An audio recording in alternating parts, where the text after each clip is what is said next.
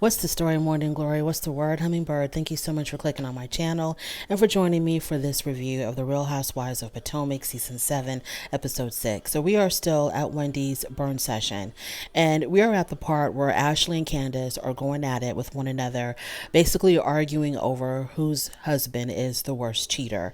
So Ashley had thrown some allegations against Chris. Candace brings up the past about the things that Michael has been accused of. And Candace even goes a step further and spills some tea that I did not know about. Candace says that at least Chris is not performing sexual acts on another man like Michael is. And they like to throw that out there, the fact that Michael, has proclivities towards men and women alike, I guess. They like to always point that out as if, like, that makes it all the more worse that he messes around with men as well as women, or just with men only, or whatever the situation is. They love to bring that up. And it's kind of like weaponizing homosexuality. Like, it doesn't even really matter if he's messing with men or if he's messing with women. The fact that he's just cheating, period, that's just the bottom line. So whether Ashley was deceived by Michael's sexuality or she was deceived by his fidelity or lack of fidelity, she was still deceived. It doesn't really matter to me if he is being unfaithful towards men or women, because if it was a woman that he was performing acts on, they wouldn't go that far as to say that. Candace would probably just say, "Oh yeah, Michael is out there cheating with, Stacy or something." They wouldn't go into details about what Michael and Stacy are doing, but because it's supposedly, allegedly with this other male, they like to bring in the details, I guess, to kind of really make it seem like it's something really, really horrible and bad. What he does and who he does it with, I don't think is the issue. The fact that he's just being unfaithful to his wife, that's just what it is. So Candace says that this particular person that Michael goes to see, we find out later this is a high paid escort, and Michael is one of his clients, and Michael likes to go there, like they say, to perform acts on him. So, okay, Candace. Ashley, she acts like it's not true, whatever. So Candace so after all the women clear the table, because at this point, the conversation got really, really heated. All the women ended up leaving the table. Giselle is outside on the back porch, and Candace goes out there to talk to her. And Candace wants to talk about Chris and these allegations that Giselle has put out there about Chris. So Candace asks Giselle, what exactly made you uncomfortable with Chris? And she's referring to at the reunion last year when Giselle said, Chris made her feel uncomfortable at the reunion when they went back into her room. So Giselle says that she's in a room with the door closed with a man that does not belong to her, and she felt really uncomfortable, and so she asked him to leave. So once again, she really doesn't say exactly. I guess it's just the whole idea of her being in a room alone. And I understand where she's coming from. It's like, okay, I'm in a room that may or may not have a bed in there, and I'm alone with this guy, and this is just, it doesn't feel right. And I don't want to be disrespectful to Candace, and I don't want this to lead to any kind of speculations or rumors or assumptions. Okay, totally understand, totally get it.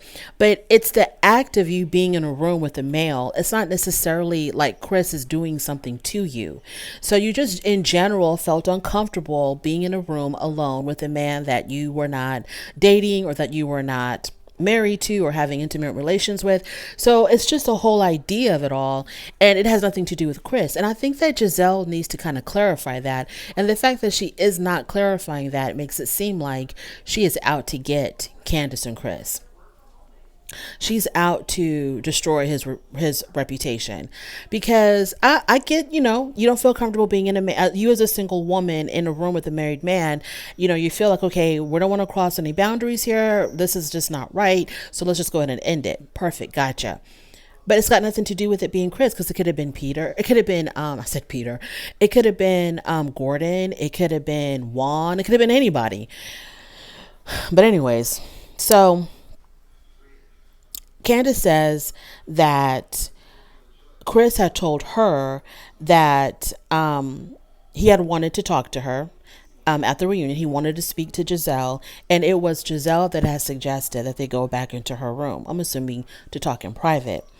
And what I want to know is, what is it that Chris wanted to say so bad to Giselle that they had to, exit the stage? Because I'm assuming this was either during a break or after they wrapped filming the reunion, that he had wanted to talk to her, because I think there was a scene at the reunion. There was a scene. First of all, Chris was kind of tipsy, or maybe more than tipsy, and he didn't like how the questions were being directed at Candace.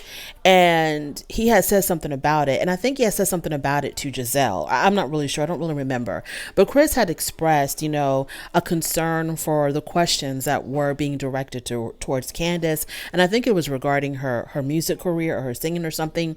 He really didn't like it. He felt like they were really putting Candace on the spot. So I don't quite remember an exchange really between Chris and Giselle, but whatever the situation is, all I want to know is what needed to be said that was so important that they had to exit stage left and go into a private area to talk. And I guess the conversation never happened because Giselle started feeling immediately uncomfortable. Now, of course, Giselle had also said previously that she thought her glam team was in the room, so she felt comfortable going into the room. Now, a member of her glam team had said, when she had relayed this whole incident to them, they had said, "Oh, Chris knew that we weren't there because I said goodbye to him. I had walked past him and I said goodbye to him, so he knew that we weren't even in the room. He knew that he was taking you into an empty room," or something to that effect. So Candace tells Giselle, you should have, if you felt uncomfortable, if my husband made you feel uncomfortable like this, then you should have come to me woman to woman, one-on-one, and talked about it with me, and we would have had a conversation about it.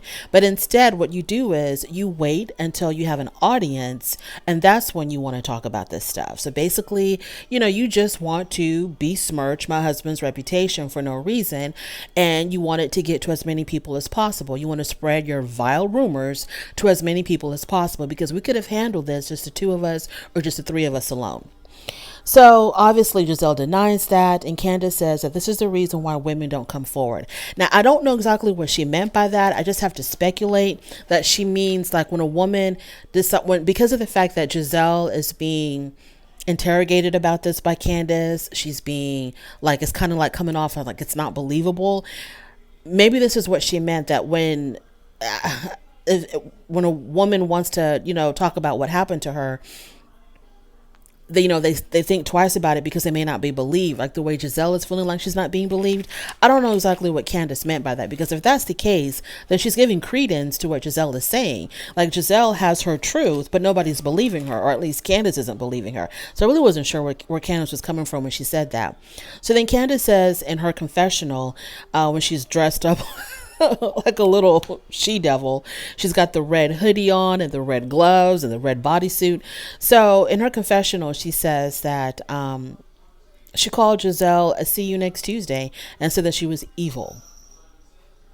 Now, in my world, from my perspective, when you call a woman a "see you next Tuesday,"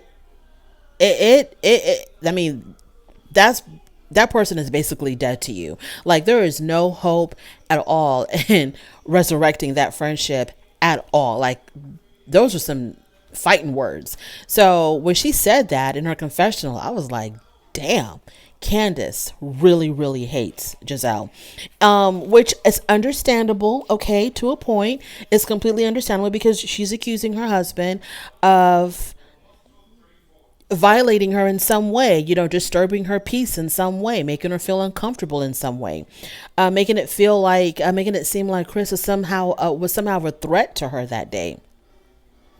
So Giselle tells Robin, so Giselle goes back into the Splinter van because, Robin had left the dinner early and she's been sitting in that Splinter van by herself for Lord knows how long. So when all the women disperse, Giselle goes into the Sprinter van where Robin is, and tells Robin that, according to Ashley, because Ashley had said that Chris was being a little bit too flirty with one of her friends at Karen's spring fling, but in the last episode, I don't remember Ashley giving much detail as far as how was he being too flirty, but I guess she had revealed it at some point because Giselle tells Robin that Ashley has been dropping bombs on Chris because she said that Chris was propositioning her friend and he was feeling on he propositioned her friend and he was feeling on her butt. Now that's major. Okay, that's something that you can file charges on, you can sue somebody over. That's major and that's extremely specific. So Ashley and Ashley's friend, I forgot what the girl's name is, but she has been seen on a couple of episodes. Y'all better be real, y'all better tread extremely lightly. Y'all better tread very, very carefully around this because that is extremely specific. And as many people as there were at this spring fling, y'all better have some witnesses, some security cameras, something, okay? Because when it comes down to her word against his word ain't gonna mean a damn thing. So y'all are this close to ruining somebody's reputation and starting a damn and having a lawsuit filed against you. So she specified he was propositioning her friend and he was feeling on her friend's butt. I mean, that is clear violation if it actually happened. Now, I hate the fact that these women have put us in a situation where we have to question a woman's story because these women are so conniving. They're liars. They'll do anything to hurt one another. So we're at a point now where we don't know if Giselle and Ashley's friend are really speaking their truth because we know Mia ain't and we know Ashley's confused. We don't know if Giselle and Ashley's friend are actually speaking their truth or if it's just a whole bunch of hogwash to take down Candace. And that's really sad. That is what makes women not want to tell their truth or tell their story because of stuff like this, because of the women that lie on purpose just to get at somebody. Moving on, Ashley goes to see an attorney. And I like that attorney. I liked her a lot. She goes to see an attorney and Ashley says, the attorney asks her, okay, so she gives her little story about her and her husband separating, blah, blah, blah. So then the attorney asks her, do you have a prenup? And I thought Ashley said that they did have a prenup, which we all knew about because they had a prenup that was constantly kind of like going back and forth. They had a prenup, but I remember at some point, one of them wanted to get it changed or updated. There's something going on with the prenup at some point, but anyways, they have a prenup and Ashley said, I thought she said that the prenup says anything that they came into the marriage with is their own separate property and whatever that was accumulated during the marriage is considered marital property. But you don't need a prenup for that. I thought that was the law. I thought that was like de facto. That was the law. That what you come in with is separate and what you accumulate together is marital property. So I don't understand why you have to put that in a prenup if the law already states that very, very clearly. So Ashley asks if buying a house with Michael right now is a good idea. Are you serious, Ashley? Do you just need camera time? Is that why you asked such a dumb question? Because that's ridiculous. You know, girl, you knew that was ridiculous the first time those words came out of your mouth. That you and Michael are separated, but y'all are going to be buying a house together. So she asks this intelligent woman, so is it a good idea if me and my husband buy a house together right now while y'all are separated and planning on divorcing? So obviously, the attorney's like, hell no, it's not a good idea. Because even if this house is in your name, because of the fact that it was bought with his money, he can take it away from you. Unless you draw up a contract of some sort, some type of legal agreement where he is waiving his interest in said property or he is gifting this property to you. If he's not going to do that, if he's not going to have that legal document signed, notarized, and filed with the court, then basically, yeah, it's not a good idea because he can buy the home and then take it away from you. Anyways, so Ashley says that she thinks that, he might sign something like that. Okay, please. This is the reason why you got to talk to an attorney, Ashley. This is the reason why. Just because, you and him are not cussing each other out and throwing things at each other, and it's not that contentious of a separation, doesn't mean that you shouldn't get an attorney, because Lord knows he probably has about 1, 3, 4, 5 attorneys working for him on his side, and you have none. Just you and your big hair showing up, signing stuff without consulting with an attorney first. Moving on to Mia. So she's having a spa day with her best friend Jacqueline and Charisse. Charisse looks so like a fish out of water. With these two women, she just did not fit in at all, because she's so much older than them. I'm assuming she is. I don't know how old Mia is. She just looked like she was just way too. Not only are Mia and her friend considerably younger than Charisse, but they act so much younger. So in order for Charisse to fit in, she's got to do this whole, teeny bopper routine to fit in with them. It was hilarious. So Charisse asks Mia about her health. Mia said that everything is good for now. She's still going to leave that drama in there. Everything is good for now. She says that she still has swollen lymph nodes, and she also has a lump. And she kind of indicated, I could be wrong, but I think she indicated that the lump may be somewhere around her rear end area, which makes me think it's got to be some type of some type of plastic surgery issue. Either plastic surgery or whatever that she had injected in her to get a big butt or whatever. It's got to be something like that. So then she tells them that she's inviting everybody to Miami. There's going to be 9 people and 6 bedrooms. So let the room assignment, hilarity ensue.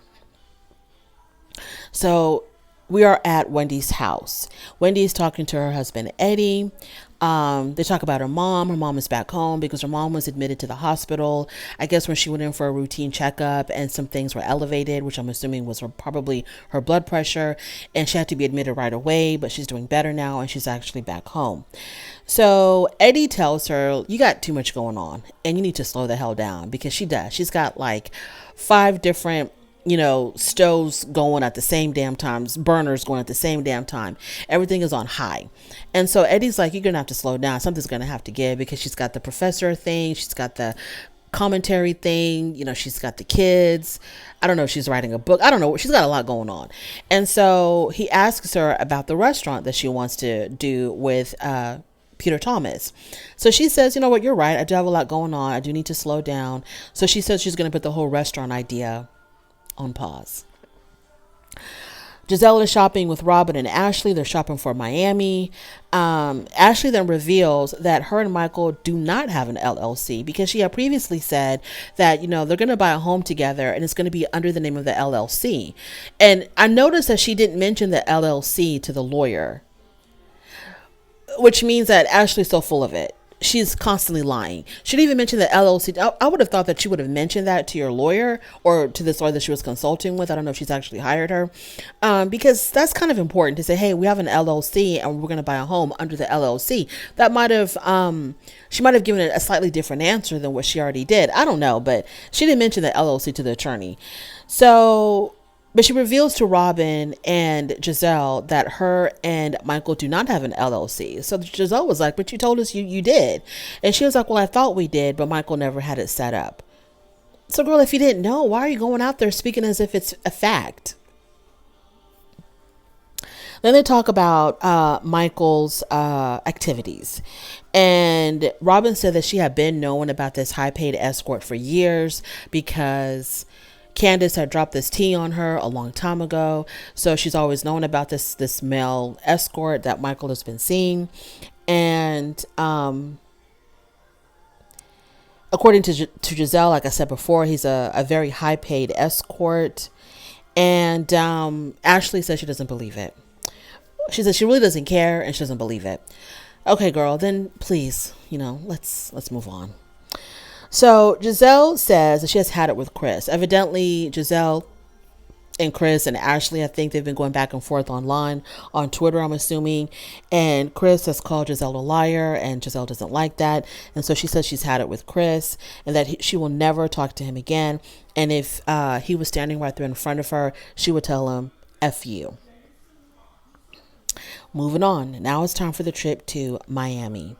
So they're going to be staying in a $12 million home. So this trip is hosted by Mia. So they're going to be staying in a $12 million home. The neighborhood that house was in, I was like, what the hell is going on here? It looked like the hood, kind of, sort of, like a regular schmegler neighborhood. And then you have this $12 million house that was placed there. Like, I didn't understand what the hell was going on. I mean, the street was just so shabby looking. I thought, when you think of a $12 million home, you're expecting like gated community, at least green grass somewhere, or at least near the damn beach. If something is valued at $12 million in Miami, even though Miami is extremely expensive, it's a very, very expensive city, $12 million, I need something more than just, any old subdivision. Because even you can find houses that are half that much that are in very, very exclusive neighborhoods. Okay, so the neighborhood has, a lot to be desired. And they go inside the home. The home itself is nice. By the way, all the girls are there. It's supposed to be 9 in total, but there's only 8 right now because Candace is trying to make her little deal with Trina. She has a meeting with Trina and her people or whatever to solidify their deal, their music deal. So Candace will be joining them later. So the first thing that the women want to know is, how come we're not by the beach? Exactly. If I'm going on a trip, especially if I'm on a damn reality TV show, and we're all going on a trip to Miami, I need that beach to be like right there, like 2 steps away from my front door. Stop it, Mia. So here comes a whole room assignment drama. Wendy and Candace are going to be sharing a room and also sharing a bed. Giselle and Robin obviously are going to be sharing a room, but they also have to share a bathroom, and that's just not up to their standards to share a bathroom. That's just so unacceptable. Charisse has her own room, but she doesn't have her own bathroom. So she's unhappy with that. She wants to have her own bathroom. Okay, girl, whatever. So she's thinking about getting a hotel. So she wants to spend extra money, her own money, to get a hotel because she wants to have her, like, what are you going to be doing in there that you feel like you can't do it in a shared bathroom? I don't understand. Other than the things that everybody else do in bathrooms, what else are you doing in there that you feel like you just cannot do it if you have to share a bathroom with other people, with other women at that? Because I remember last year, Giselle and Robin had a fit because they had to share a bathroom. Not only did they have to share a bathroom with everybody else in the house, including men, but they also had to go downstairs, I think, to use the bathroom. They didn't even have a bathroom. So they expeditiously went to the hotel. But Charisse, I don't understand. Like, what's wrong with sharing a bathroom with other women? I don't get it. Unless the bathroom is extremely far away. Because Ashley suggests, well, you can use my bathroom, but her bathroom was upstairs and Charisse's bedroom was downstairs. So if are there no other bathrooms downstairs? Like, I don't understand that. You're not going to be living there for the rest of your life, Charisse. It's only going to be for like 2 or 3 days. You can't share a bathroom with other women for 2 or 3 days? Okay. So Mia calls Peter because she wants to take all the ladies to bar 1. And she calls Peter, I guess, so that he can have, everything arranged for them. And she tells them who's all coming with her. And then when she mentions Wendy, Peter says, oh, I have some beef with Wendy. And that's where the episode ends. And then we see clips from next week's episode where Wendy and Mia get into some really horrible, horrible fight. So I wonder if it has anything to do with Peter Thomas. I'm thinking Peter Thomas has beef with Wendy because she's backing out of that whole restaurant deal. And he's like, we had a contract or we had an agreement and your word is your bond. And you told me this and you were going to do that and you're going to put up X amount of money and you just left me high and dry. I wonder if it's going to be about that. But yes, thank you so much for joining me in this review. I really do appreciate it. On your way out, do not forget to rate the video. And if you like this content, do not forget to subscribe. And I will definitely talk to you later. Bye.